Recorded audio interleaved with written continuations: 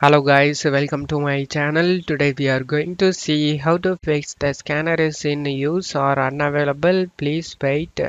E1460-b305 when opening Epson scan application in Windows 11, 10, 8 and 7.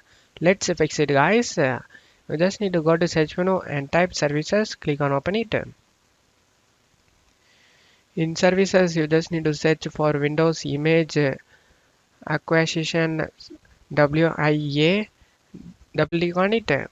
Startup type set to automatic, and if the service status is stopped, then you just need to select the start option and start the service, and then select apply and OK.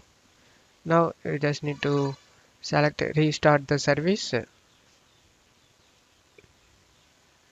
After restarting the service, just to close off here, and now you can open your Epson Scan 2 app without having any problem.